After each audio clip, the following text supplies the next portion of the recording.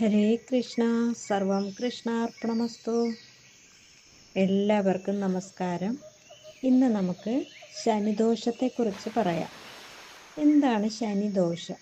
ശനിയെ ഭയക്കണോ? ശനിദോഷം എന്ന് കേൾക്കുമ്പോൾ എല്ലാവർക്കും പേടിയാണ്. ശനിയെ ഭീതിയോടെയാണ് എല്ലാവരും വീക്ഷിക്കുന്നത്. ശനി നവഗ്രഹങ്ങളിൽ ഉള്ള ഒരു ഗ്രഹമാണെങ്കിലും ശനിയെ മാത്രമാണ് നമ്മൾ ഈശ്വരൻ എന്ന് പറയുന്നത്, ശനീശ്വരൻ എന്ന് പറയുന്നത്.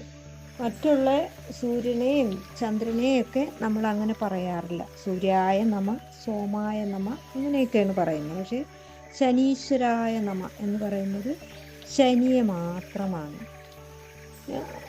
ശനിദോഷത്തിന് നമ്മൾ സാധാരണ ഭജിക്കേണ്ട ദേവൻ ധർമ്മശാസ്താവാണ്. നമ്മൾ ധർമ്മശാസ്താവിനെ അയ്യപ്പൻ്റെ രൂപത്തിലാണ് ആരാധിക്കുന്നത്. ശനി ആയുസ്സിൻ്റെയും മരണത്തിൻ്റെയും മോക്ഷത്തിൻ്റെയും കാരകനാണ് എന്നാണ് പറയപ്പെടുന്നത്. പരമശിവൻ സംഹാരമൂർത്തിയും മരണം നീട്ടിവെക്കാൻ അധികാരമുള്ള ദേവനുമാണ്. അങ്ങനെ പരമശിവനും ശനിഗ്രഹത്തിൻ്റെ പരിഹാര ദേവനായി മാറി.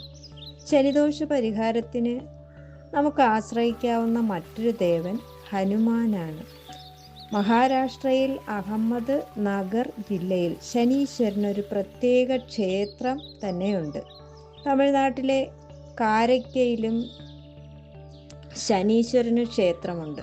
ശനിദോഷത്തിന് നമുക്ക് എന്തെല്ലാം പരിഹാരങ്ങൾ ചെയ്യാമെന്ന് നോക്കാം. ഇനി ധർമ്മശാസ്താവിനെ അല്ലെങ്കിൽ അയ്യപ്പനെ നമ്മൾ നിത്യവും ഭജിക്കുക. പിന്നെ ഓം ശനൈശ്വരായ നമഃ എന്ന മന്ത്രം ജപിക്കണം ശനിദോഷ കാലത്തിൽ. ശബരിമല ദർശനം നടത്തണം. ശനിയാഴ്ച നവഗ്രഹ ക്ഷേത്രത്തിൽ നീരാജനം അഥവാ എള്ളുകിഴി ദീപം അത് കൊളുത്തുന്നത് ഏറ്റവും നല്ലതാണ്. പിന്നെ ശിവന്റെ നടയിൽ ശിവഭഗവാന് പിൻവിളക്ക് കത്തിക്കാം.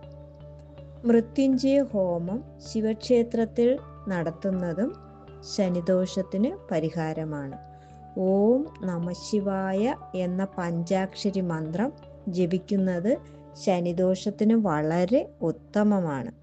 ശിവസഹസ്രനാമം ജപിക്കുന്നതും ശനിദോഷത്തിന് പരിഹാരമാണ്. ഓം ഹം ഹനുമതയെ ജപിക്കണം, അതും ശനിദോഷത്തിന് പരിഹാരമാണ്. ദേവാലയങ്ങളിൽ പരിഹാരത്തിന് പണം അടച്ചതുകൊണ്ട് മാത്രം ഒരു കാര്യവുമില്ല. നമ്മുടെ ദോഷം തീർക്കാൻ നാം തന്നെ മനം നൊന്ത് പ്രാർത്ഥിക്കണം.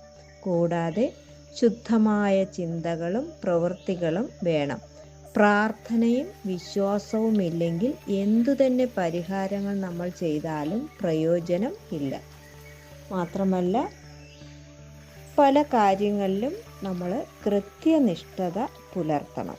ഇതെല്ലാമാണ് ശനിദോഷ പരിഹാരത്തിന് നമുക്ക് ചെയ്യാൻ പറ്റുന്ന കാര്യങ്ങൾ. വീഡിയോ എല്ലാവർക്കും ഇഷ്ടപ്പെട്ടെന്ന് കരുതുന്നു. നിങ്ങൾക്ക് ഇഷ്ടമായെങ്കിൽ സബ്സ്ക്രൈബ് ചെയ്യുകയും ലൈക്ക് ചെയ്യുകയും ചെയ്യണം കേട്ടോ.